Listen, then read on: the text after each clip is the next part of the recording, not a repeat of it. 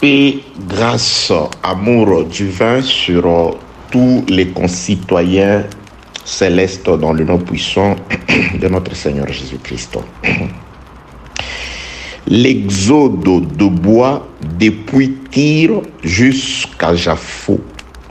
Audio numéro 13.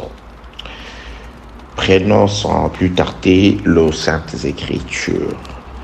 2 Chroniques chapitre 2, je commence la lecture au 3e verset. Salomon envoya dire à Huram, roi de Tyr, « Fais pour moi comme tu as fait pour David, mon père à qui tu as envoyé des cèdres afin qu'il se bâtisse une maison d'habitation. Voici, j'élève une maison au nom de l'Éternel mon Dieu pour la lui consacrer, pour brûler devant lui le parfum odoriférant, pour présenter continuellement le pain des propositions et pour offrir les holocaustes du matin et du soir, des sabbats, des nouvelles lunes et des fêtes de l'Éternel notre Dieu, suivant une loi perpétuelle pour Israël. La maison que je vais bâtir doit être grande, car notre Dieu est plus grand que tous les dieux. Je saute pour atterrir au verset 8e. Envoie-moi aussi du Liban, des bois de cèdre, des cypres et des santales, car je sais que tes serviteurs s'entendent à couper le bois du Liban. Et voici, mes serviteurs seront avec le tien. Je saute une fois de plus pour atterrir au 15e verset où il est écrit « Maintenant que mon Seigneur envoie à ses serviteurs le froment, l'orge, l'huile et les vins dont tu l'as parlé. Et nous couperons des bois du Liban autant que tu en auras besoin. Nous te les expédierons par mer, en radeau, jusqu'à Japhou, et tu les feras monter à Jérusalem. » Bien-aimés dans le Seigneur, mes très chers compatriotes célestes. Pourquoi compatriotes? Parce que notre patrie commune n'est pas de la terre. Nous sommes étrangers. Nous sommes partis d'un pays où nous avons été esclaves. Nous traversons les déserts et la promesse, la principale, la plus grande, celle qui nous a fait sortir de l'Égypte, c'est l'acquisition d'une nouvelle terre, de Jérusalem, de Canaan. Nous sommes au désert, quoique au désert, celui qui nous a fait sortir de l'Égypte, du monde, des vaines manières de vivre, de la mondanité, de la vie boueuse pour nous conduire à la perfection, c'est-à-dire Canaan, il prend soin de nous. Il sait que nous traversons un désert. Pour nous abreuver, pour avoir de l'eau, on doit lever les yeux au ciel, c'est-à-dire implorer la grâce du Seigneur. C'est lui qui nous fait boire de l'eau du rocher, selon qu'il est écrit, il le buvait à un rocher qui le suivait, et ce rocher était Christ. Et c'est celui aussi qui nous assure le pain. Il combat aussi pour nous. Que la paix, la grâce, la miséricorde, l'amour de Dieu soit sur vous, mes très chers compatriotes célestes. Bien-aimés, nous sommes en train de parler sur l'exode ou le voyage en masse de bois. Salomon, sur ordre de l'Éternel par son père David, est au point d'édifier une très grande maison pour le Dieu créateur des cieux et de la terre à Jérusalem. Et pour la construction de cette maison, de cet ouvrage-là, Salomon regarde du côté de Tyr. Tyr est une nation païenne, une terre étrangère. Salomon tourne son regard du côté de Tyr. Il s'adresse au roi de Tyr, un Tyrien, un païen, qui ne faisait pas partie de 12 tribus d'Israël. Il présente sa demande au roi de Tyr. Il sollicite au roi de Tyr, premièrement, que le roi de Tyr lui trouve un homme intelligent, habile, en ce qui concerne la manipulation de tout ce qui a à voir avec la construction, la sculpture et tout. Un ingénieur, un conducteur de travaux. Et il demande aussi au roi païen de Tyr, au roi Huram, de pouvoir lui envoyer aussi le bois depuis son pays, depuis la forêt du Liban, la partie tyrienne. Et il précise les espèces de bois dont il a besoin. Il dit, j'ai besoin des cèdres, le bois des cèdres, le bois des cypres et le bois des santales. Que la paix, la grâce et la miséricorde de Dieu soient avec vous. Le roi de Tyr reçoit le message de Salomon et il répond positivement à la demande de Salomon, mettant à sa disposition, à la disposition de Salomon, un homme habile d'une mère danite et d'un père tyrien qui s'appelle Huram-Abi. Et aussi, il accepte de lui envoyer le bois dont il a besoin, au nombre, à la quantité voulue par David. Et ces bois, le roi trace l'itinéraire par lequel ces bois doivent quitter la terre de Tyr, la terre païenne de Tyr, pour arriver à Jérusalem. Il dit, l'itinéraire, c'est que nous couperons le bois ici dans la forêt Liban de Tyr et nous allons le mettre dans la mer sous forme de radeaux et nous allons transporter ces bois depuis le pays de Tyr par voie maritime jusqu'à la ville de Jaffo qui est un port connu dans les Écritures. Et de là, toi, tu le feras monter, tu feras monter le bois à Jérusalem. Que la paix, la grâce et la miséricorde de Dieu soient avec vous au nom de Jésus-Christ. Nous sommes en train, bien aimés dans le Seigneur, d'étudier tout ce qui accompagne cette demande merveilleuse du roi Salomon. Nous avons compris dans les Écritures, je répète ce que j'ai toujours dit et répété dans plusieurs audios. Bien-aimés dans le Seigneur, n'hésitez pas. Contactez-nous ou contactez la personne par qui vous avez reçu cet audio. Vous l'avez trouvé intéressant pour votre édification? Gloire à Dieu. Si vous voulez recevoir les audios précédents, ça c'est l'audio numéro 13. Donc il y en a 12 qui précèdent celui-ci. Appelez-nous, contactez-nous. Vous faites bien, vous nous contactez. Mais parfois, vous écrivez bonjour apôtre, je voudrais avoir les audios. Ça c'est une bonne chose, c'est une très bonne manière de formuler votre demande. Mais si vous pouvez ajouter, vous faites déjà bien en tout cas, je ne vous reproche pas. Mais si vous pouviez ajouter le nom ainsi que votre localité, là où vous vous trouvez. Bonjour mon apôtre, je m'appelle Blanchard Ingala. Je vous appelle depuis la Chine, la ville de Guangzhou. Ça va m'aider. Non seulement que vous avez besoin des audios, vous avez aussi besoin qu'on puisse, n'est-ce pas, garder contact. Donc, permettez-moi de vous connaître. Vous m'appelez par mon nom, vous me connaissez. Et si vous pouviez aussi commencer par vous présenter, ça va nous aider. Mais c'est que vous faites déjà l'essentiel. Le fait que vous nous appelez pour la nourriture, pour les plus importants, pour ce dont votre Père m'a disposé, m'a mis à votre disposition, ça, c'est déjà tout. Mais si vous pouviez me donner comme un petit bonus, juste votre nom, votre localité, votre localisation, là où vous vous trouvez, ça va vraiment nous aider à entretenir encore davantage notre rapport, notre relation. Que la paix, la grâce et la miséricorde de Dieu soient avec vous au nom de Jésus-Christ. Oui, c'est bien, vous m'appelez Blanchard et je peux aussi vous appeler par votre nom directement en tout cas et c'est pas mauvais en tout cas si on se connaît encore.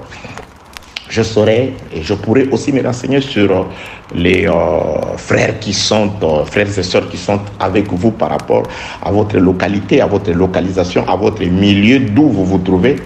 Et je reçois en tout cas les appels de partout, et, en tout cas de partout, en tout cas des 5 continents, les gens m'appellent.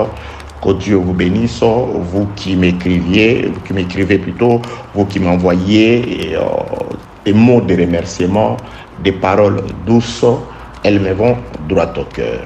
Et je suis de plus en plus modifié par vos mots tendres, vos mots remplis d'affection.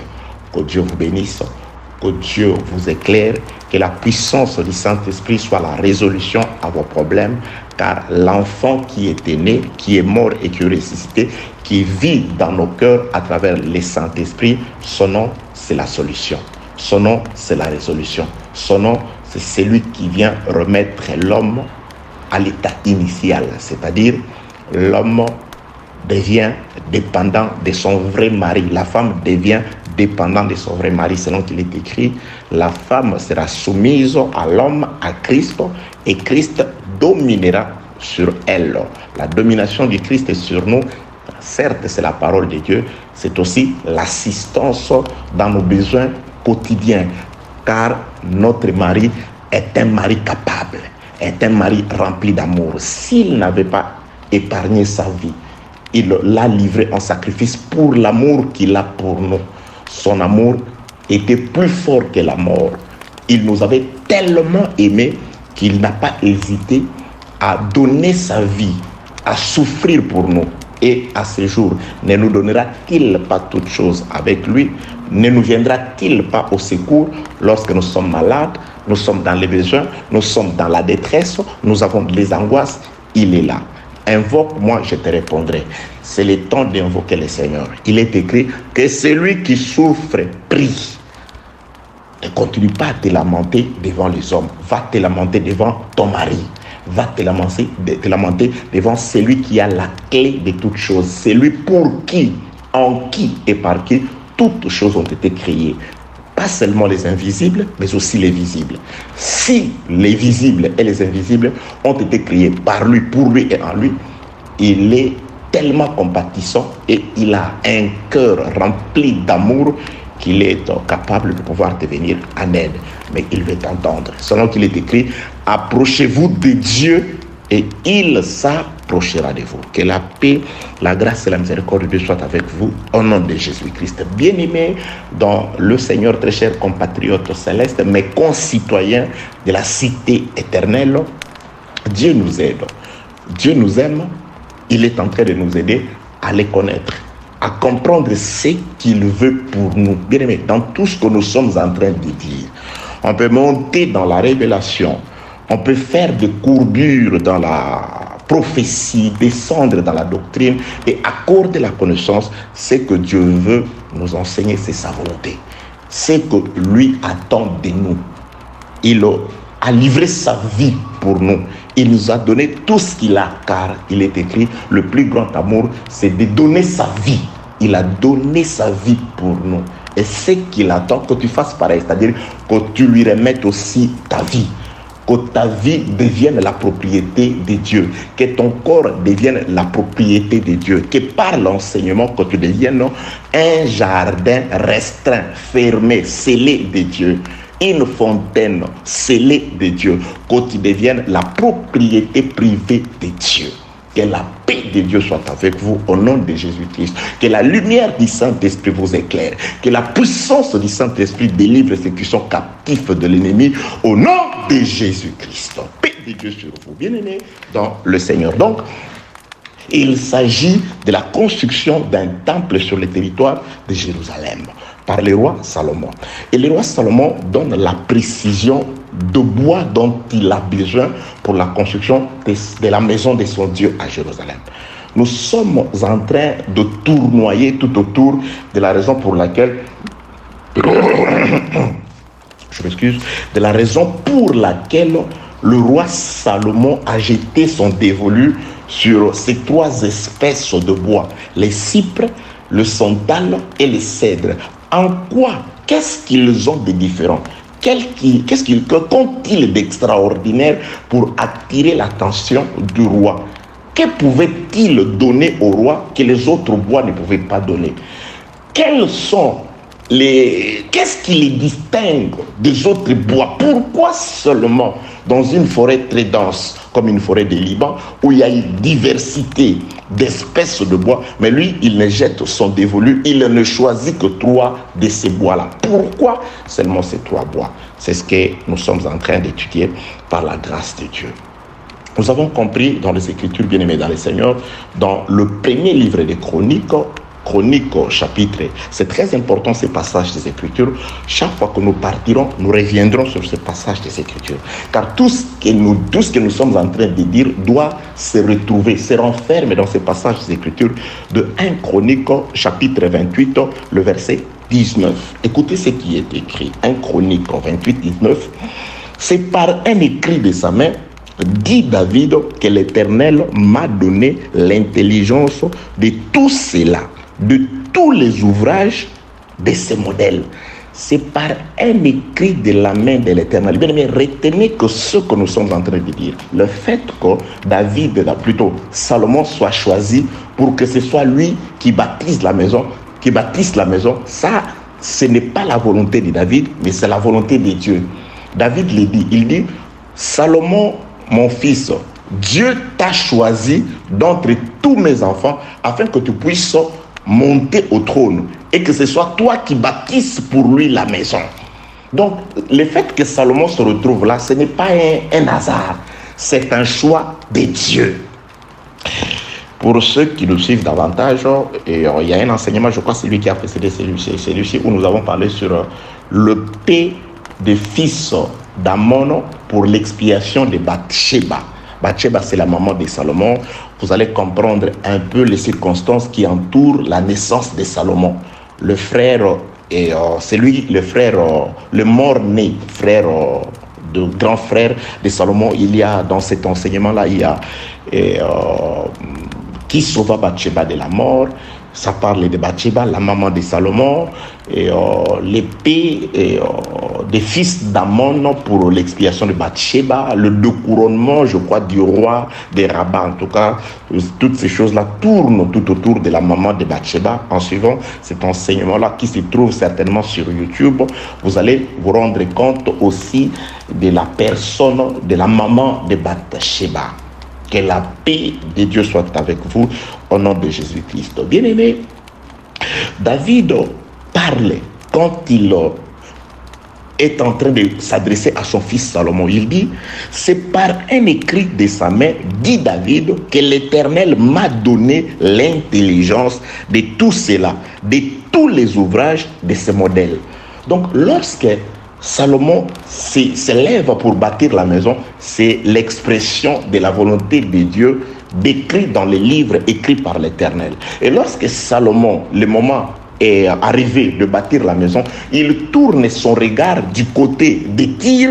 Donc ce que Salomon fait, il est en train d'exprimer ce qui était écrit dans le livre. Nous avons parlé sur ça par rapport au testament qui n'entre en vigueur qu'à la mort du testateur. Or, la mort du testateur, c'était l'intronisation de Salomon. Lorsque Salomon a été intronisé, c'est alors que ce que Dieu avait écrit à David va être révélé, va commencer à être appliqué.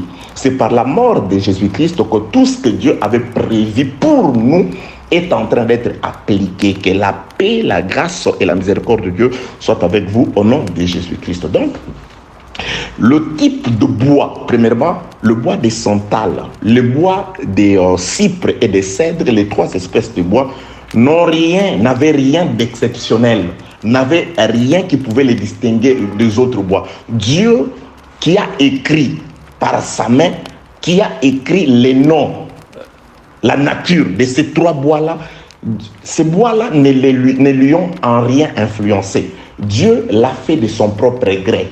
Donc, il fait toutes choses. Attendez, Éphésiens chapitre 1er. Laissez-moi chercher ces passages d'écriture. Je l'ai toujours énoncé.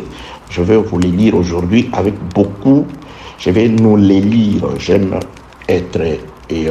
vais nous les lire aujourd'hui avec beaucoup de précision.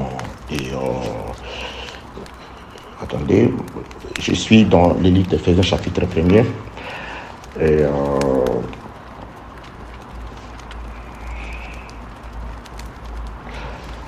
Je suis dans le livre d'Éphésiens chapitre 1er. Pourquoi Salomon? Nous sommes en train de répondre à un questionnaire. La première question du questionnaire, c'est que pourquoi seulement ces bois? La réponse, c'est parce que Salomon les a choisis. Pourquoi Salomon n'a choisi que ces bois?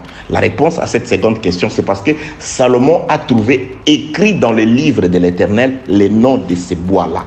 Donc Salomon n'invente pas, Salomon n'ajoute rien à ce qu'il a trouvé dans les livres.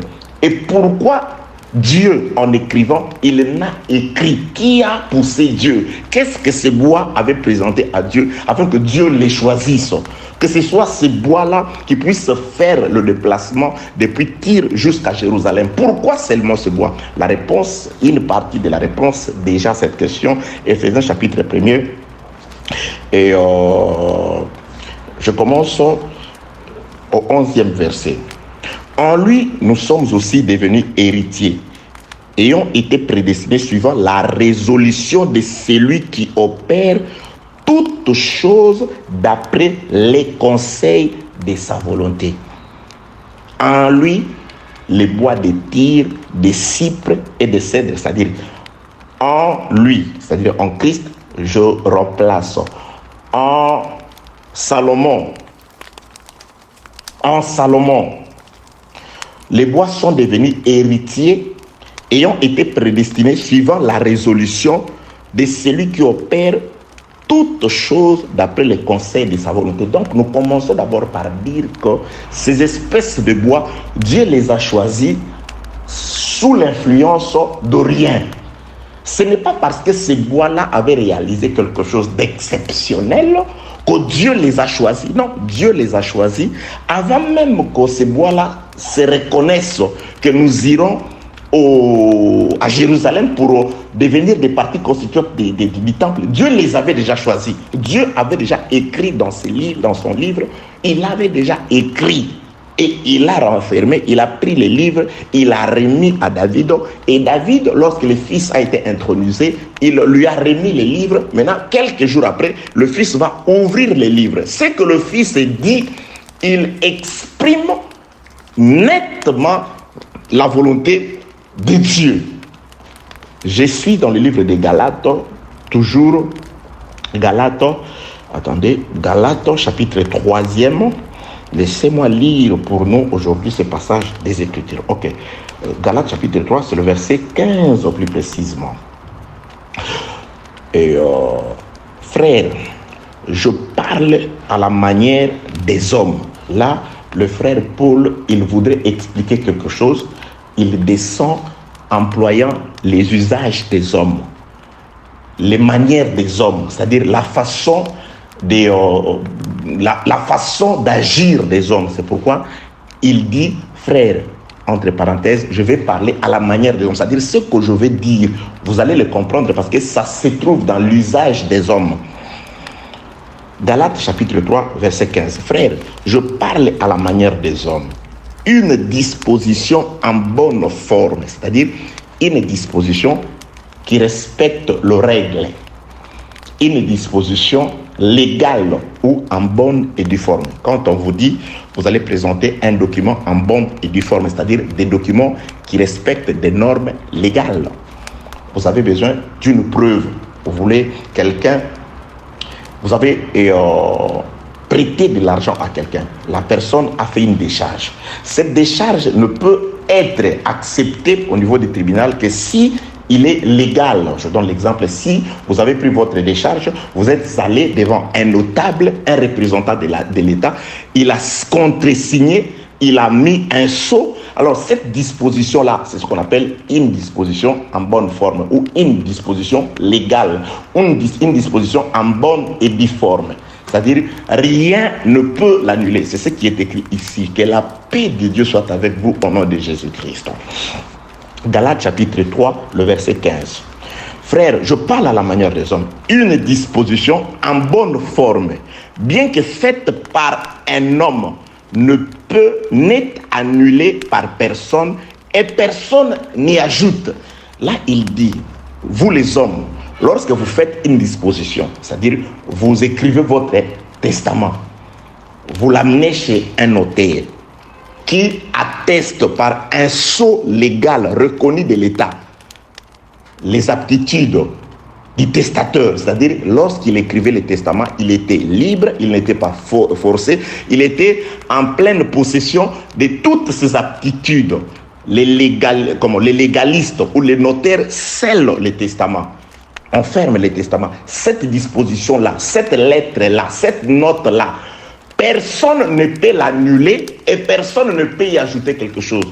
Papa est mort, le jour de l'ouverture du testament, un frère aîné arrive. Non, voilà, moi, avec toutes les preuves. Non, les preuves sont là. Mais c'est parce que ce qui a été écrit par cet homme-là, tellement que ça l'a été en bonne forme, c'est-à-dire respectant les normes légales, personne ne peut l'annuler. Alléluia.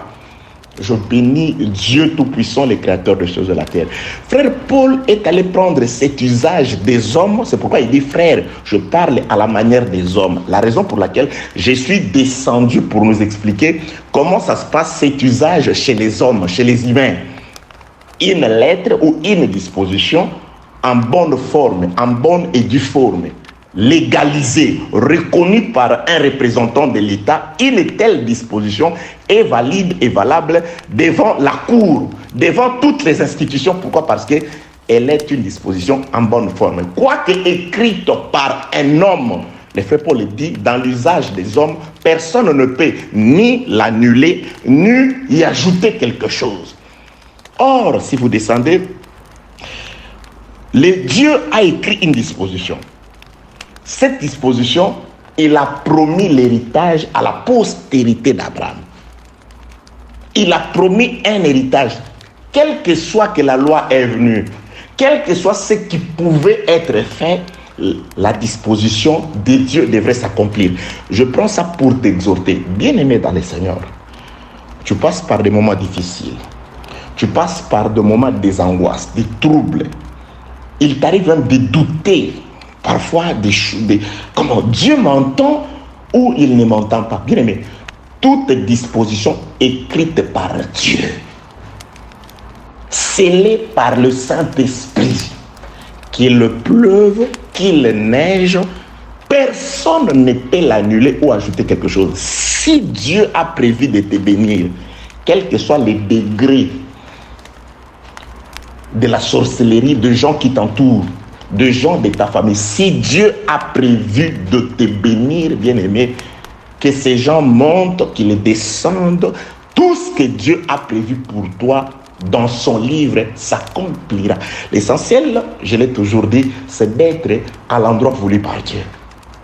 Dieu te laisse quelque part. Il a laissé Adam quelque part. Et quand il est venu, il n'a pas trouvé Adam là où il l'a laissé. Bien-aimé, toutes les promesses s'accomplissent quelque part. C'est pourquoi, lorsque le peuple était encore au désert, les promesses de Dieu à Israël par Moïse disaient, voilà, lorsque vous entrerez dans le pays de la promesse, je choisirai un endroit.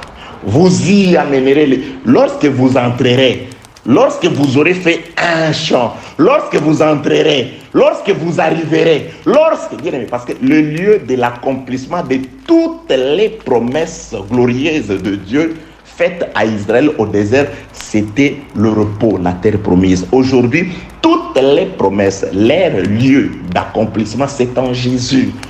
Vivre en Jésus, c'est devenir une portion de Christ par la conscience pure et par la vie que l'on mène, pas par une vie astucieuse. Que la paix de Dieu soit avec vous au nom de Jésus-Christ. Bien-aimés dans le Seigneur, une disposition, bien qu'écrite par un homme, une disposition en bonne forme, bien qu'écrite par un homme, ne peut être annulée ni ajoutée par qui que ce soit. On ne peut rien y ajouter. Et si Dieu a prévu de bénir les siens, si Dieu, dans sa disposition, il a prévu de protéger les siens, le frère Paul dit, Dieu est ma vie. Que peut me faire un homme? Je ne peux craindre un homme. Parce que Dieu, quand Dieu devient ta vie, lorsque Jésus-Christ devient ta raison d'être, ta motivation de vivre, lorsque avant de faire quoi que ce soit, tu questionnes les livres de l'Éternel, tu regardes dans les livres de l'Éternel. Le problème est que Adam s'est vu se faire déchoir de tous les avantages que Dieu lui avait donnés, parce qu'il avait oublié, après avoir écouté une prédication, de vérifier dans les livres, parce que Dieu avait remis un livre à Adam, le livre dans lequel s'est trouvée la volonté de Dieu. Voilà ce que tu mangeras, voilà ce que tu ne mangeras pas. Adam a écouté une prédication Et il a obtempéré à cette prédication-là sans avoir à vérifier ce qu'on lui disait dans ces livres-là. C'est pourquoi je vous présente la volonté de Dieu à travers l'enseignement. De manière à ce que vous ayez un manuel de vérification. Je vais vous parler à la manière des hommes. Le joueur de Scrabble, il y a un jeu qu'on appelle le Scrabble. Alors ce jeu-là consiste à pouvoir créer ou former des mots. Bien aimé, quel que soit le diplôme que vous avez en langue française, quelles que soient les études que vous avez faites en littérature française et consorts, vous avez fait la lettre, la philosophie, je ne sais pas, vous êtes maître dans l'art de la poésie, de la versification, comme l'était un chanteur congolais, le frère, il est parti, Moloto. Vous pouvez avoir la connaissance, mais si vous jouez au Scrabble, il y a un dictionnaire approprié, quel que soit votre niveau. Si vous êtes dans une compétition officielle, bon, même quand on le jouait à ce jeu-là au quartier, formez votre mot. On vous laisse, vous avez vos jetons, 7 jetons, vous formez les mots. Mais le mot doit se retrouver dans un dictionnaire de Scrabble. C'était un dictionnaire qui renfermait d'abord tout le mot du grammaire naturel et il y avait encore des mots Scrabble, des mots qui étaient permis, c'est-à-dire tout ce qu'un Scrabbleur pouvait former comme mot, la vérification, le point s'accordait si les mots, la phrase formée, bon, pas la phrase, le mot formé, les substantifs formés se retrouvaient dans les dictionnaires, bien aimés dans les seigneurs. Et nous avons un dictionnaire, nous avons un manuel de contrôle. Et le manuel de contrôle, c'est la parole. Une disposition écrite par Dieu. C'est lui qui, en ces jours-là, quiconque croira verra la gloire de Dieu. Ça, c'est une disposition. Il suffit de croire. Et la croyance ou la foi qui t'amènera à invoquer implique aussi une connaissance. Tu crois à qui? Tu crois à quoi finalement? Parce qu'il y a des gens qui croient à des dispositions que Dieu n'a pas faites, que Dieu n'a pas données. Nous devons présenter des promesses exactes par rapport à ce que Dieu a dit. Il y a des gens à qui on fait gober des promesses qui ne viennent pas de Dieu. Parce que vous risquez de prier. Parce que plusieurs personnes prient. Ils demandent à Dieu des choses que Dieu ne leur a pas données.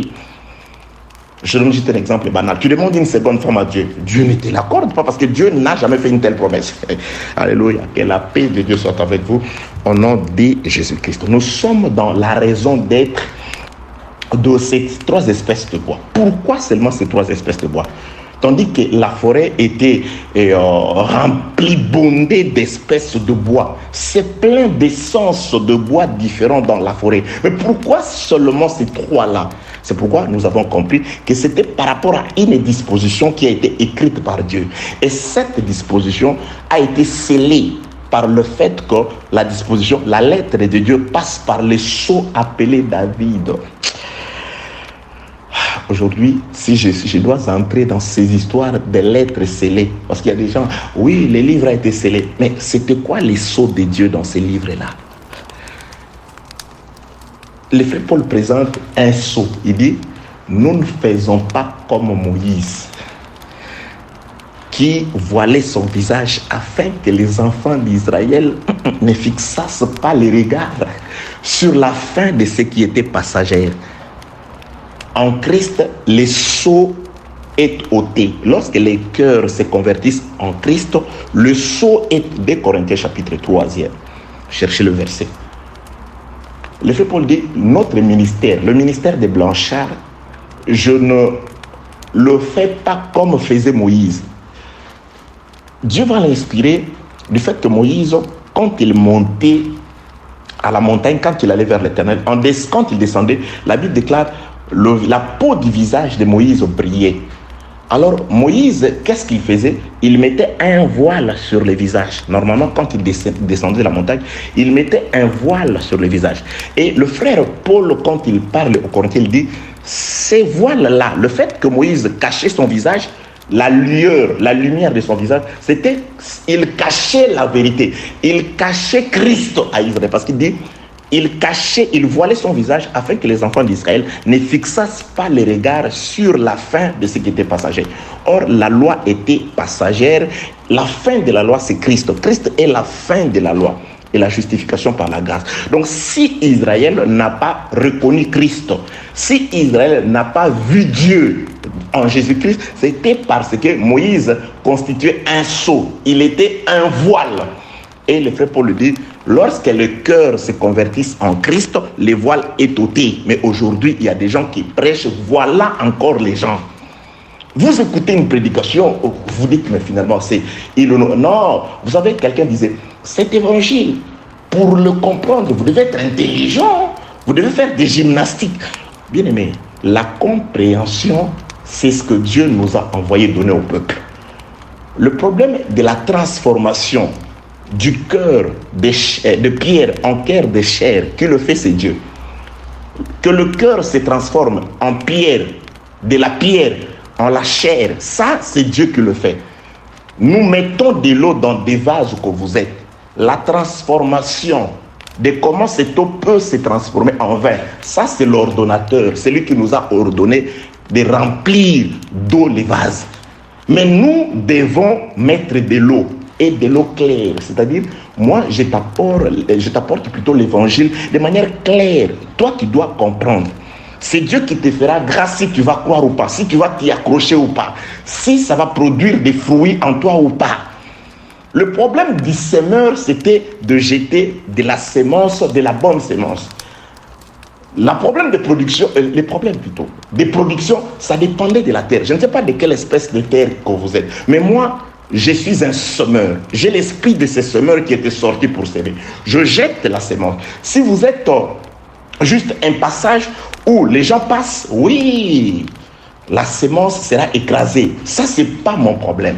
Si vous êtes un terrain épiné, oui, vous pouvez faire semblant d'échanger, mais les épines qui constituent les soucis du siècle présent finiront par étouffer l'enseignement merveilleux que vous écoutez. Si vous êtes un terrain rocaillé ou pierreux, oui, la parole peut commencer, on peut voir le début d'un changement de l'hypocrisie après, n'ayant pas comment mettre des racines, ça va s'étouffer. C'est ce qui fait que certaines personnes sont dans cet évangile, mais quand vous voyez, leur vie ne change pas. Il n'y a que la quatrième terre, cette terre qui renferme un trésor. La terre pour laquelle Jésus-Christ donne encore une parabole, il dit, celui qui a trouvé un terrain ou une terre qui a un trésor, il les cache. Il s'en va vendre tout ce qu'il a pour venir s'acheter ce terrain-là. Jésus-Christ t'a trouvé, l'homme de la foi que Dieu t'a donnée avant le commencement du monde. Il est allé vendre tout ce qu'il avait. À la croix, Jésus-Christ a vendu tout. Tout ce qu'un homme a, il le donne pour sa vie. Il a donné sa vie afin de te racheter aujourd'hui par les sangs à Golgotha et par l'enseignement aujourd'hui au moyen de la puissance du Saint-Esprit. À travers ce que l'Esprit de Dieu est en train de nous parler par l'œuvre du ministère. Que Dieu vous bénisse au nom de Jésus-Christ. Que la paix de Dieu soit avec vous au nom de Jésus-Christ. Bien aimé, je ne vais pas entrer dans l'explication de Galates chapitre 3, verset 15. L'explication très profonde. Mais nous comprenons tout simplement que la lettre doit être une lettre en bonne forme, c'est-à-dire respecter les normes légales. Quelles sont les normes légales de la lettre écrite de la main de Dieu? Il a écrit, il l'a remis à David. David a caché. Le jour de l'intronisation, il présente la lettre à son fils Salomon. C'est Salomon qui va ouvrir cette lettre-là. C'est Salomon qui va déceler la lettre et il va commencer à exprimer la volonté de Dieu. Écrit par lui, scellé par David. Salomon le fils vient déceler cela.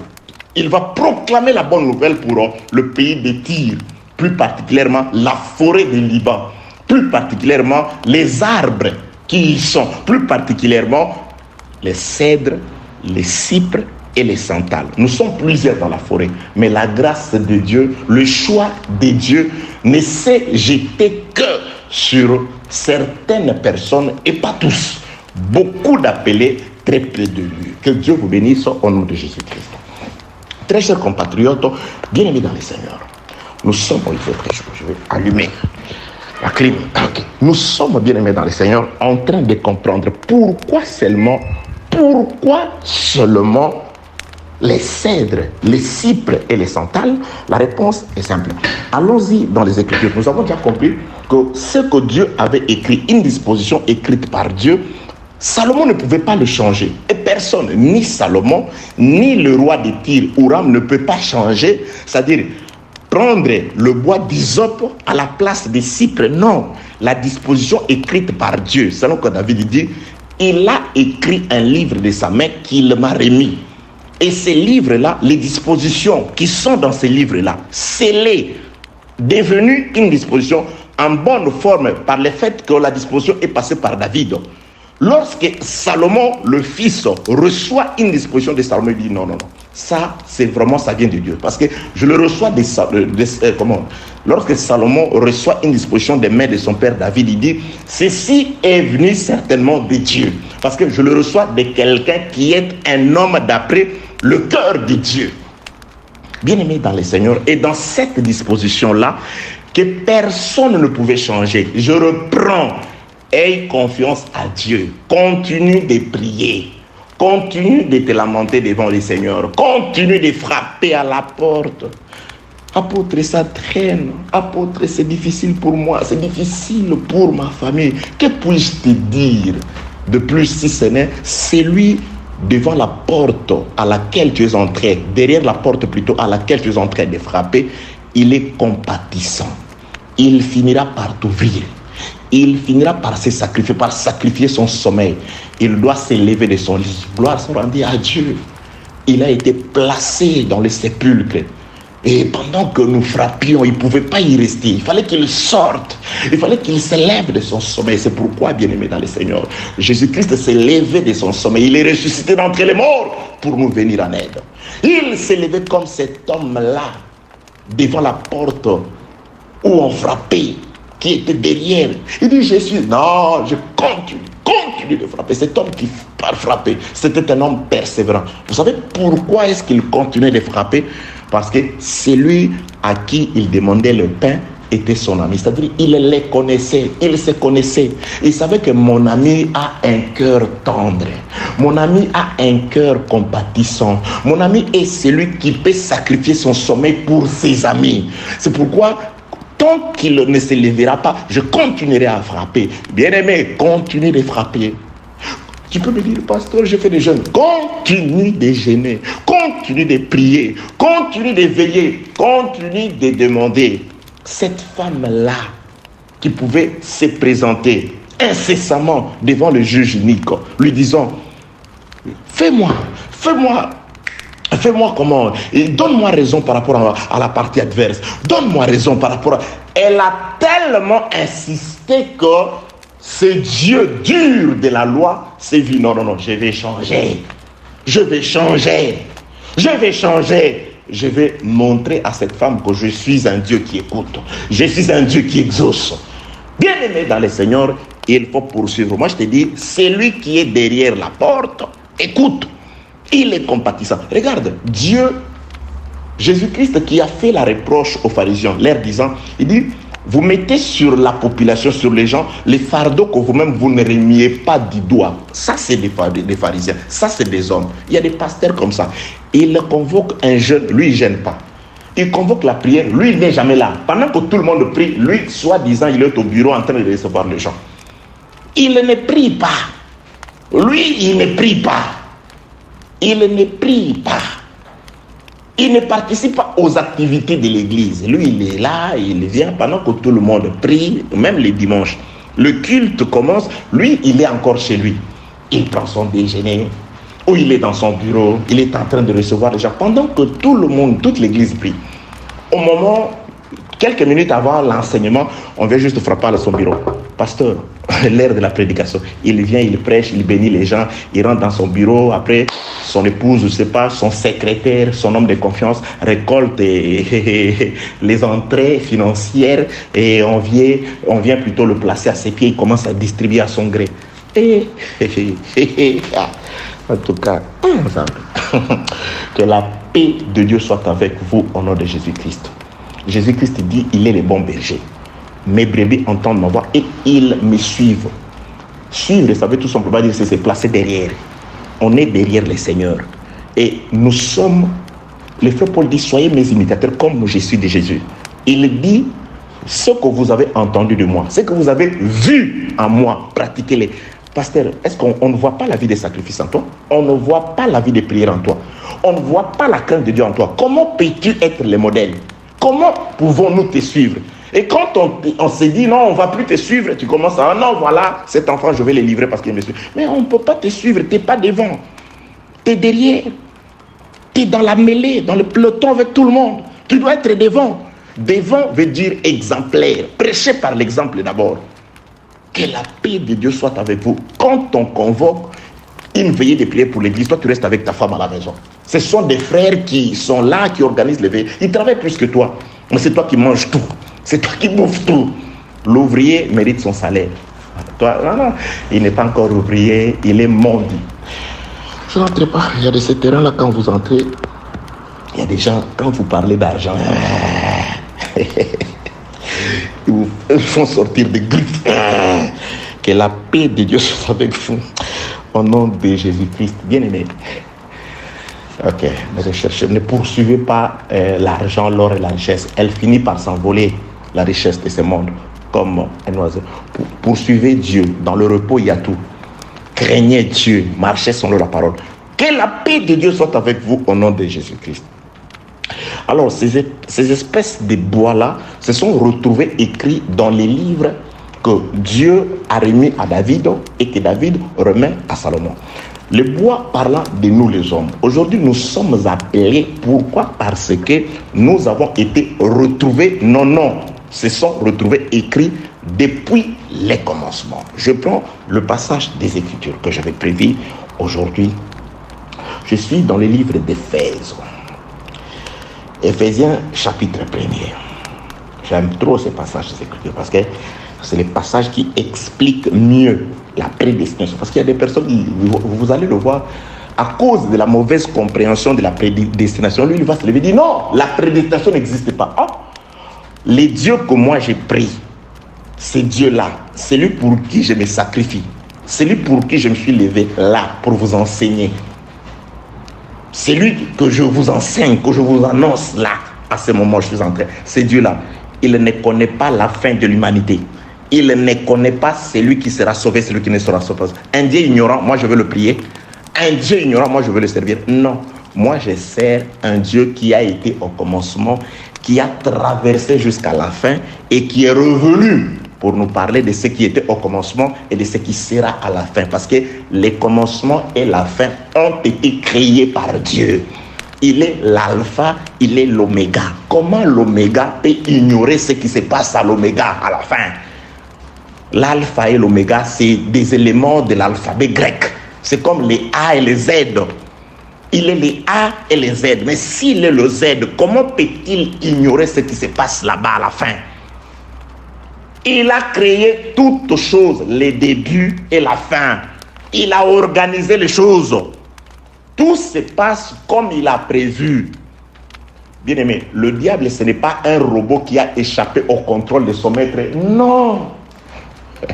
Dieu a créé chaque chose avec un but. Même les méchants, pour les jours du malheur, Dieu a préparé un jour du malheur et il a aussi préparé les méchants pour y séjourner, pour y subir les malheurs. Nous les verrons. Romains chapitre 9. Dieu dit, Dieu a créé des espèces. Le frère Paul dit, il a créé deux espèces de vases. Le vase est destiné à la miséricorde et le vase est destiné à la colère.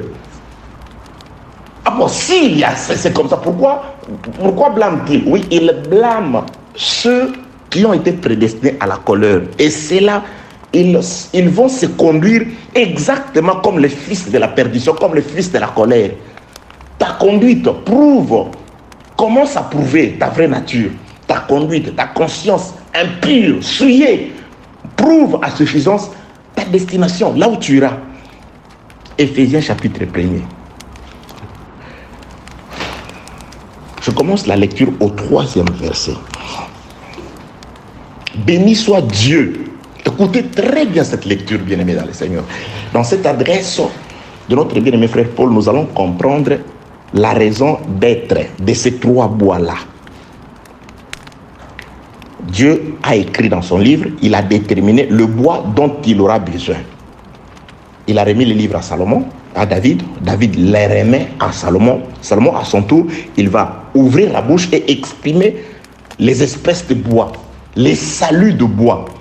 Maintenant, ces bois-là vont arriver. Comment? Parce que c'était une disposition écrite par Dieu en bonne forme. Et personne ne pouvait l'annuler, ni ajouter les autres bois. N'iront au ciel que ceux qui sont connus de Dieu. Ne seront sauvés que ceux qui sont connus de Dieu. Personne d'entre celui qui n'est pas connu de Dieu n'ira au ciel. Ne sera sauvé que celui que Dieu a écrit dans son livre et a remis à Noé. Noé, fais-toi une arche. N'entrera dans l'arche. Quand tu entreras dans l'arche, toi, ton épouse, tes enfants et les épouses de tes enfants. Ce sont les 8 personnes prévues pour les saluts. Personne en dehors de ces gens-là. Personne n'annule cette disposition-là. Le roi de l'époque, les grands de l'époque de Noé ne pouvaient pas dire « Non, Noé, nous réquisitionnons ces bateaux. Ou tu prends mes fils. » Non. Dieu a préparé le salut pour un nombre déterminé pour lui. Que la paix de Dieu soit avec vous au nom de Jésus-Christ. N'est-il pas écrit que ce qui arriva au jour de Noé, qu'est-ce qui est arrivé au jour de Noé? Dieu voulait détruire le monde et sauver Noé.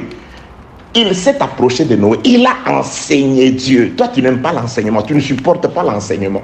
Il y a des gens qui m'appellent dit, apôtre, ça ne dure pas. 1 heure, ça ne dure pas. Il y a des gens qui ont des difficultés de suivre ne fût qu'un message de temps. Non, nous prenons tout au plus 1 heure pour faciliter tout le monde. Il y a des gens, frère, vous qui êtes du côté de l'Europe, vous savez, en Afrique, il y a des gens qui souffrent, qui ont des difficultés, ne fût que pour avoir les Wi-Fi, il n'y en a pas partout. C'est-à-dire, eux, ils doivent recharger les téléphones utilisant le Unité ou le méga. On s'achète déjà $10, 10 euros, afin de pouvoir télécharger. C'est beaucoup d'argent, c'est une très bonne partie du salaire. Vous vous rendez compte, quelqu'un qui gagne $200 le mois, $100 le mois, il va déjà utiliser $50 juste les mois pour les mégas afin de pouvoir recharger son téléphone. C'est beaucoup trop d'argent. C'est pourquoi vraiment que Dieu assiste nos frères qui sont en difficulté, vous qui êtes partout, vous qui nous appelez du Soudan, du Sud, depuis les camps des réfugiés à Malawi, les frères qui sont là-bas, je suis de cœur avec vous, partout en Afrique du Sud, et Windhoek, et partout dans les îles du monde entier. Que Dieu vous bénisse, que Dieu accomplisse les désirs de vos cœurs, que ceux qui sont pour se déplacer, que Dieu vous libère et qu'il vous conduise là où vous devez aller au nom de Jésus-Christ, que ceux qui sont malades soient guéris, que ceux qui ont des problèmes, Dieu des Écritures soit la solution dans la vie de ce frère-là au nom de Jésus-Christ. Éphésiens chapitre 1er, le verset est au 3e. Béni soit Dieu, le Père, suivez très bien, le Père de notre Seigneur Jésus-Christ, qui nous a bénis. C'est là où commencent les choses. C'est Dieu qui nous a bénis de toutes sortes de bénédictions spirituelles dans les lieux célestes en Rebecca, en Christ, en Rebecca. Oui, j'explique. Ici, le frère Paul dit, il bénit ce Dieu qui ne nous a pas bénis de toutes sortes de bénédictions spirituelles sur la terre. Non, dans les lieux célestes. Il dit, la bénédiction spirituelle, si je prêche aujourd'hui, c'est une bénédiction que je n'ai pas reçue dans le temps. C'est une bénédiction que je reçus dans les lieux célestes. Si tu crains Dieu, si tu chantes pour la gloire du Seigneur, si tu pries, je ne sais pas ce que tu fais, comment tu manifestes les dons de Dieu qu'il t'a donné en toi, c'est une grâce que tu n'as pas reçue dans le temps. Ça, ce n'est pas Blanchard qui le dit, qui l'invente. C'est le Saint-Esprit par le frère Paul, notre apôtre. Il dit, je suis l'apôtre des païens, virgule, je glorifie mon ministère. Je posais les fondements comme un sage architecte. Moi, je ne fais que bâtir sur les fondements posés par Jésus, au moyen, par l'instrument utilisé Paul. Oh oui, je suis la lumière du monde. Jésus-Christ est la lumière du monde. Mais cette lumière a été apportée par le Saint-Esprit, par Jésus-Christ, par la vie du frère Paul, Barnabas, Pierre. C'est des hommes que Dieu a utilisés afin que la lumière t'atteigne. Et c'est Blanchard que Dieu peut utiliser et les autres afin que la lumière du Saint-Esprit t'atteigne et que la puissance du Saint-Esprit te relève au nom de Jésus. Vous voyez, nous sommes dans l'explication de Éphésiens chapitre 1er, le verset 3e. Béni soit Dieu le Père de notre Seigneur Jésus-Christ qui nous a bénis de toutes sortes de bénédictions spirituelles. Pas sur la terre, mais dans les lieux célestes en Jésus-Christ. Je reprends ça. Béni soit Dieu, le Père. Là, c'est Jacob qui peut prier. Béni soit Dieu, le Père de mon père Isaac, qui m'a béni de toutes sortes de bénédictions spirituelles dans le ventre de Rebecca, dans les lieux célestes, dans l'ombre a été représenté par le ventre de Rebecca. Parce que les enfants étaient encore, les deux enfants, Jacob et Ésaü, étaient encore dans les lieux célestes, c'est-à-dire dans le ventre de Rebecca. Et là, Dieu avait déjà béni Jacob. Il lui a donné l'autorité. Le plus grand sera assujetti par le plus petit. Dieu a aimé Jacob, il a haï Ésaü. Où? Dans les ventres. Ça, c'est aussi l'explication de Éphésiens chapitre 1 verset 3. Dieu qui nous a aimés et qui nous a bénis de toutes sortes de bénédictions spirituelles. C'est pourquoi vous verrez lorsque Isaac bénit son fils Jacob, il ne lui donne rien de matériel à part la parole. Il lui a donné la parole. Physiquement comme ça, les Écritures ne présentent pas des choses matérielles que Jacob a héritées de son père Isaac, juste la parole. Et Ésaü a compris que la parole est plus puissante que tout ce que son père pouvait léguer à son fils. Il dit, je le tuerai. Pourquoi? Parce que la parole, c'est ça la bénédiction spirituelle. Bien-aimé, qui a la parole a la supériorité. Bien-aimé, tu as la supériorité. Il y a certaines personnes qui ont l'argent, qui sont occultes, qui sont les gens des ténèbres. Ils te voient la nuit, ils savent que tu es riche, que tu es béni, mais toi tu ne te reconnais pas. Tu vas faire tu vas leur faire allégeance. Tu ignores que tu es grand, que tu es puissant. Oh, Jésus pouvait s'écrier, vous qui êtes de Dieu, vous mourrez comme les hommes. Vous avez la nature de Dieu par la parole. Au commencement était la parole était Dieu. La parole de Dieu, bien-aimé, accompagnée de la prière, qui se maintient l'homme dans la crainte de Dieu. C'est le pouvoir, c'est l'autorité. Vous avez la capacité de crier. Vous ne vous reconnaissez pas. Vous êtes de Dieu, mais vous souffrez comme les hommes. Vous êtes de Dieu, vous tombez malade comme les hommes. Vous êtes de Dieu, vous vous agenouillez devant les hommes comme des hommes. Vous qui êtes de Dieu, vous souffrez comme les hommes, vous mourrez comme les hommes. Non, bien-aimés dans le Seigneur, ressaisissez-vous au nom de Jésus. Béni soit Dieu, le Père de notre Seigneur Jésus-Christ, qui nous a bénis de toutes sortes de bénédictions spirituelles, d'abord dans les lieux célestes en Jésus-Christ, c'est-à-dire en Rebecca, dans les ventres en Rebecca. C'est là que Jacob a été béni, dans les ventres. Dieu a prononcé son sentence. Dans les ventres, Dieu a écrit une disposition en bonne forme que Isaac ne pouvait pas changer. Dans les temps, Isaac voulait, comme s'il voulait changer cette disposition, il a aimé Ésaü. Ça, c'est ça. Parfois, ça apparaît comme si nous sommes faibles. Comme si nous ne sommes rien. Non, on n'est pas rien. On n'est pas faible. Comme si le monde les aime. On leur donne tout, ils ont le pouvoir. Non, bien aimé, ne vous en faites pas. Restez près des temples comme Jacob. Jacob restait près des temples. Il tournoyait près des temples. Il n'avait pas certes la même valeur qu'Ésaü. La Bible déclare, Isaac aimait Ésaü à cause des gibiers qu'il lui donnait. Le monde les aime. Le monde les adule. Mais on te néglige. Mais tu as le pouvoir qui n'est pas dans les temps. Les gens du monde ne peuvent pas voir ce pouvoir. Toi, tu peux voir ça. Et Jacob pouvait voir ses pouvoirs. Il dit non, ce pouvoir, le droit de naissance, il est à moi. Mais là, il est en train de le mettre, il est en train d'être retenu par mon frère. Je veux le récupérer. Comment le récupérer? Je vais céder ma vie. Je vais céder les matériels. Je vais céder la vie terrestre. Je vais céder la mondanité. La nourriture qui périt. Mais je veux recevoir la véritable nourriture, le droit de naissance, que mon frère dit tiens, qu'il ignore. Parce que c'est des ignorants. Le monde est des ignorants. Dieu nous a sauvés de l'ignorance. La connaissance, c'est le salut. Le peuple qui périt, c'est le peuple qui manque la connaissance. Et le peuple qui sera sauvé, c'est celui qui appliquera la connaissance. Pas seulement qui possédera la connaissance, mais qui appliquera la connaissance. Qui marchera d'après les règles de la connaissance. Être athlète ne suffit pas, mais il faut courir. Courir ne suffit pas, il faut respecter les règles. Respectez le règlement, c'est alors que tu seras couronné. Que la paix de Dieu soit avec vous au nom de Jésus-Christ. Nous sommes encore dans Éphésiens chapitre 1, le verset 3. Dieu nous a bénis, d'après le frère Paul, pas sur la terre, dans les lieux célestes, en Jésus.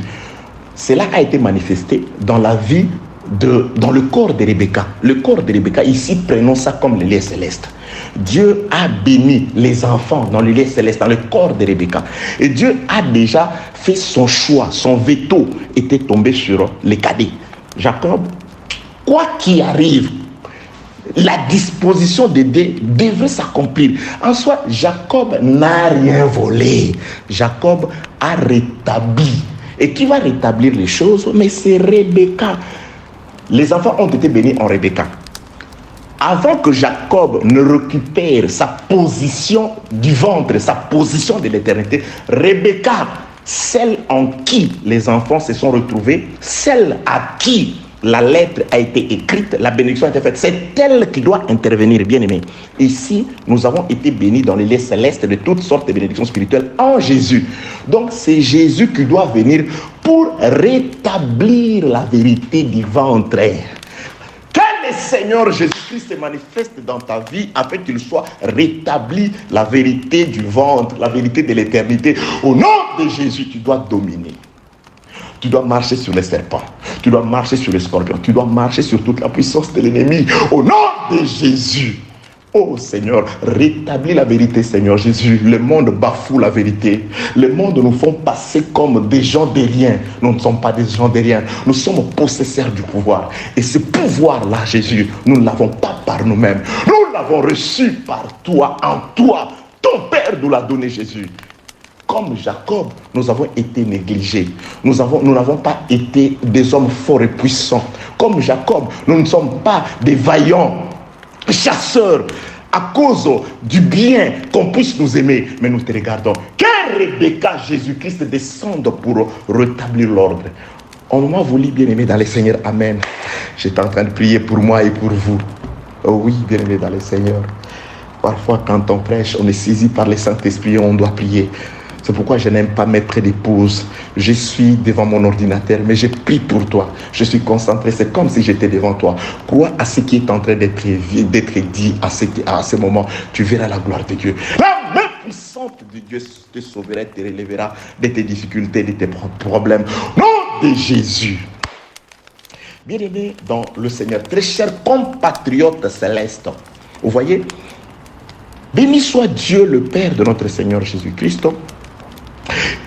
qui nous a bénis de toutes sortes de bénédictions spirituelles dans les lieux célestes en Jésus-Christ. Dans les lieux célestes en Jésus. Jacob a été béni dans le ventre de Rebecca en Rebecca. Le lieu céleste en Rebecca. C'est Rebecca qui doit intervenir. Si Rebecca n'intervient pas, Jacob n'aura jamais ce qui lui a été réservé depuis l'éternité. C'est pourquoi si Christ n'intervient pas dans ta vie, bien-aimé dans le Seigneur, tu peux beau citer des promesses, tu peux beau, je ne sais pas, crier, sauter, chanter, mais Jésus-Christ doit se manifester dans ta vie afin de pouvoir te donner ce que le monde croira que tu as volé, mais qui sera réellement le tien. Bien-aimé, j'aimerais que le monde dise non, celui-là est allé toucher les fétiches. Celui-là, on ne comprend pas, mais qu'est-ce qui arrive dans sa vie? Jésus, c'est ça ma prière à l'égard de ces frères qui écoutent l'évangile. Que le monde s'étonne. Jésus, n'as-tu pas déclaré que je fais un miracle? Vous vous êtes étonnés. J'en ferai encore et vous allez encore vous étonner. Que le monde soit étonné par la façon dont tu vas, Seigneur de grâce, te manifester dans la vie de mon frère et de ma soeur. Nom de Jésus. Alléluia. Dieu est vivant. Seigneur, manifeste-toi. Alléluia. Au nom de Jésus-Christ. Bien-aimés dans le Seigneur, certes, écoutez la lecture des Écritures. Rebecca c'est elle, en elle, que Jacob a été béni. C'est elle qui va manigancer, c'est elle qui va habiller, préparer, orienter Jacob de manière à ce qu'il reçoive tout ce qui lui a été dit avant leur naissance. Jésus-Christ vient aussi.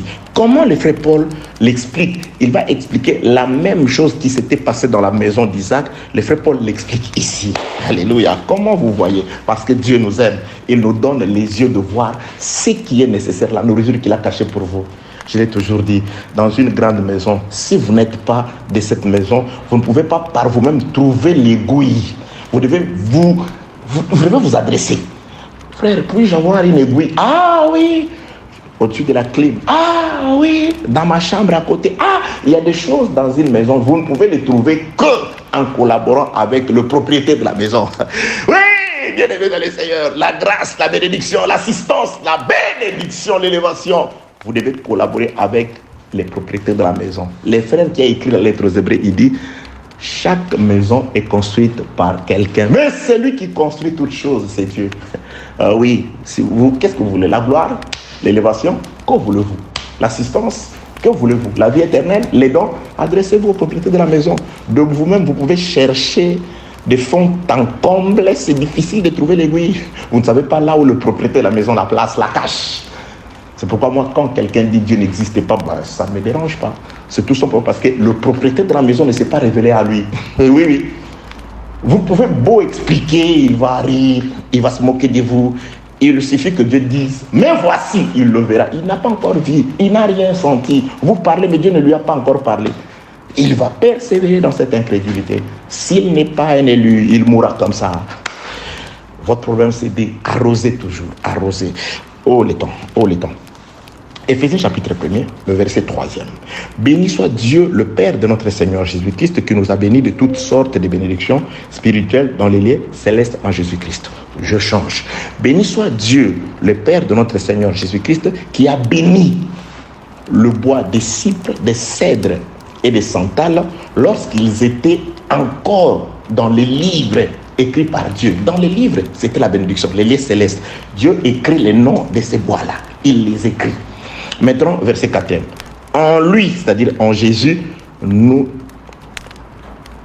en lui, Dieu nous a élus avant la fondation du monde pour que nous soyons saints, irrépréhensibles devant lui. Nous ayant prédestinés, c'est là que le bas blesse. Ça, c'est une porte qui a introduit toutes sortes, c'est une digue ouverte qui a introduit toutes sortes de fausses prédications. Si je suis élu, Dieu, non, nous allons comprendre ici. Rebecca doit intervenir pour rétablir. Rebecca, c'est Christ. Christ aujourd'hui, c'est l'enseignement. Si Rebecca l'enseignement, Rebecca appelle Jacob, il lui parle. Jacob, voilà ce que tu dois faire. Christ doit te parler. Il envoie Blanchard pour te parler. Parce que l'enseignement a pour objectif de te rétablir dans tes droits divins. Dans tes droits d'autrefois. C'est ce que Jésus-Christ demande à son Père. Père, redonne-moi la gloire que j'avais autrefois auprès de toi. Bien-aimé, tout se résume par rapport à ce que nous avons été autrefois auprès de Dieu. Avais-tu été glorieux? Avais-tu été obéissant? Voilà, l'enseignement replace chacun à sa place. L'enseignement remet de l'ordre dans la fête. Certaines personnes, leur place, c'est en arrière, derrière. Ils se sont allés se placer devant. Revenez. Il y a des places, des gens qui étaient derrière. Allez, montez. À celui qui était monté, descend. L'ordre, parce que le propriétaire de la fête, par Christ, au moyen de l'enseignement, entre dans la fête. Béni soit Dieu, le Père de notre Seigneur Jésus-Christ, qui nous a bénis de toutes sortes de bénédictions spirituelles dans le lieu céleste en Jésus. En lui, Dieu nous a élus avant la fondation du monde, pour que nous soyons saints. Dieu ne nous a pas élus avant la fondation du monde pour que nous ne soyons pas saints, pour que nous soyons impurs. Il nous a élus pour que nous soyons aujourd'hui. Le frère Paul dit, il nous a élus, les passés composés. C'est-à-dire, avant la fondation du monde, Dieu avait déjà choisi Jacob, afin que Jacob, quand il va naître, qu'il soit saint et irrépréhensible devant la parole, devant Dieu. Il y a des gens qui ne sont saints et irrépréhensibles que devant les hommes. Mais devant la parole, c'est un hypocrite, c'est un méchant, c'est un sournois. C'est quelqu'un qui a tellement de l'habileté pour se couvrir, se cacher. Il est rusé. Le frère Paul dit, les péchés de certaines personnes ne se voient qu'à la suite des temps. Il est de ce genre-là. 25 ans dans l'adultère, dans l'impudicité, dans les coups bas. Mais personne ne le remarque parce qu'il est tellement aidé par son père, le diable, il conserve toujours cette peau de brebis. Or, c'est un loup criole au-dedans de lui. En lui, il nous a élus avant la fondation du monde afin que nous soyons saints et irrépréhensible. Bien aimé, l'élection doit conduire quelqu'un à la sainteté. Il nous a connus dans les lieux célestes, il nous a élus afin qu'aujourd'hui, l'élection, c'est pour que nous soyons différents du monde, saints et irrépréhensibles devant Dieu, devant la parole. Arrête avec ton sketch. Tu fais du sketch. Ce que tu fais devant les gens, ce n'est pas ta vraie nature. Ce n'est pas ton vrai toi. Ce que nous connaissons, c'est un vêtement. C'est un rôle. Tu joues le rôle du juste, mais tu ne l'es pas. Tu sais que c'est un rôle que tu joues. Quel jeu d'acteur. Tu es terrible. Hein? Tu parais juste. Une sœur, un frère. Quel jeu d'acteur. Or, un méchant. Que la paix de Dieu soit avec vous au nom de Jésus-Christ. Béni soit Dieu le Père de notre Seigneur Jésus-Christ, en lui, Christ qui nous a bénis de toutes sortes de bénédictions spirituelles dans les lieux célestes en Christ. En lui, Dieu nous a élus avant la fondation du monde pour que nous soyons, vous voyez l'élection, pour que nous soyons saints, irrépréhensibles devant lui. Nous ayant, maintenant écoutez, nous ayant prédestinés dans son amour à être enfants d'adoption par Jésus-Christ selon les bons plaisirs de sa volonté. Bien aimé, nous avons été prédestinés. Je suis un prédestiné. Écoutez, bon, la prédestination veut tout simplement dire les chemins que Dieu trace pour un élu. Il a fait sortir Israël, il les a prédestinés à la vie. Oh, comment? Il a fait sortir Israël, il les a prédestinés à la terre promise. Par les chemins qu'il a tracés, c'était la route du désert. Donc la prédestination, c'est le chemin que Dieu a tracé pour un élu afin de parvenir où? Verset 5. Nous ayant prédestinés dans son amour à être ses enfants d'adoption. C'est l'adoption. Bien aimé, écoutez-moi très bien. Sans adoption, l'élection et la prédestination n'ont pas de sens. Dieu nous a connus en Jésus-Christ, pas sur la terre, dans les lieux célestes. Il nous a aimés. Il nous a prédestinés à être ses enfants, mais par l'adoption. L'adoption, c'est le fait de pouvoir prendre quelqu'un qui n'était pas le vôtre, qu'il devienne votre enfant, moyennant un prix. Vous ne pouvez pas adopter votre propre enfant. L'adoption, c'est un acte qui consiste à pouvoir s'approprier un enfant qui n'est pas le vôtre. On va adopter, c'est-à-dire nous allons soit adopter un enfant de la famille, légalement, ou un enfant dans un orphelinat. Vous devez remplir les conditions. Pour adopter ici, il faut avoir été comme ça. On regarde votre CV, on regarde si vous avez un casier judiciaire, comment vous êtes. On doit vous inspecter dans des pays respectueux.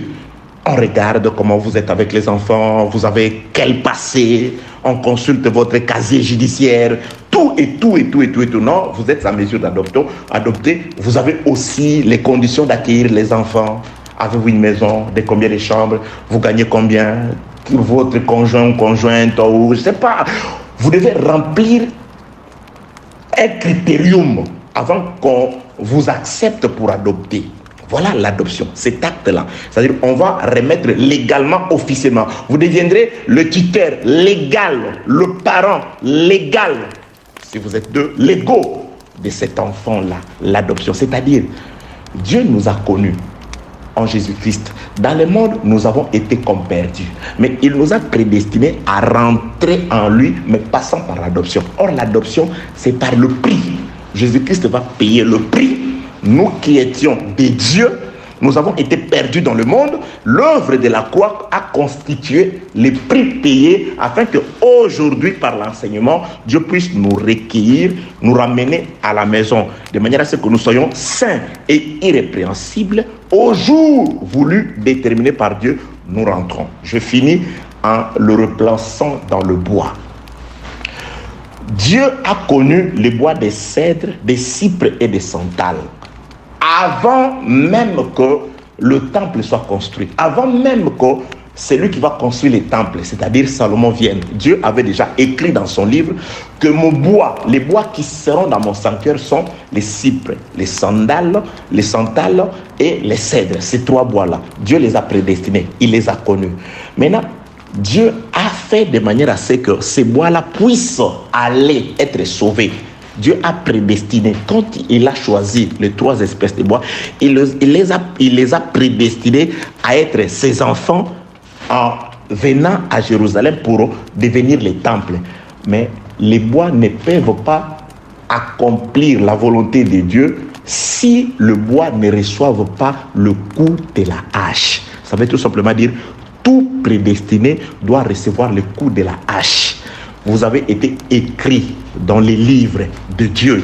Dieu vous connaît. Moi, Dieu me connaît. Je suis de Dieu. Je suis un fils de l'éternité. Assemblé, je ne sais pas.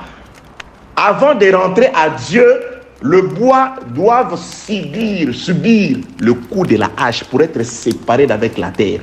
Les bois seront un moment à tir, mais séparés d'avec la terre, parce que la hache coupe. C'est pourquoi les Salomon dit, tes serviteurs qui couperont, qui abattront le bois, les bois plutôt doivent être abattus. La prédestination sans hache n'existe pas. Dieu nous a prédestinés à recevoir la hache. La hache, c'est l'enseignement qui te sépare du monde. C'est l'enseignement qui te sépare de la mondanité. C'est l'enseignement qui fait que tu deviennes saint, irrépréhensible devant la parole. C'est pourquoi les bois ne peuvent pas rentrer selon la volonté de Dieu dans son livre si les bois ne reçoivent pas la hache, si les bois n'est pas séparé de la terre. Toute prédication qui te renforce dans la mondanité ne vient pas de Dieu. La prédication doit te dire que tu es cypre, que tu es santal, que tu es, je ne sais pas, cèdre. Tu dois retourner à Jérusalem. Mais la prédestination passe par la hache, l'adoption. On doit te couper pour que Dieu t'adopte. Et ces bois, ils vont à Jérusalem. Oui. Pourquoi? Parce que leur nom se trouvait dans les livres. Ah, non, oui. Mais vous nous frappez pourquoi? Cette parole, Dieu, quand je vais à gauche, il me frappe. Mais voilà les autres arbres, l'hysope, il est là. Il ne fait rien, mais il ne reçoit jamais le coup de la hache. Ne méprisez pas les châtiments de l'Éternel, car Dieu châtie les enfants qu'il aime. Dieu est en train de te châtier, car le jugement commence dans la maison de Dieu. Dieu ne veut pas que tu sois jugé avec le monde. Il ne veut pas que tu périsses quand viendra le moment, parce que je vais donner un passage d'écriture où Dieu prophétise le feu qui va embraser les cèdres dans la forêt du Liban. Mais avant que le feu n'embrase la forêt du Liban, Dieu veut te sortir. Mais la sortie doit passer par le coup de la hache. Il n'y a pas de prédestination sans adoption. Dieu doit t'adopter, il doit te recueillir, il doit te séparer de ton orphelinat, de ton ancienne maison où tes parents étaient ivrognes, je ne sais pas, méchants, ils ne pouvaient pas prendre soin de toi. Il doit te séparer de ces gens-là. Que la paix de Dieu soit avec vous au nom de Jésus-Christ. Pour aujourd'hui, que ce qui est de la terre vous bénisse. Gloire à Dieu.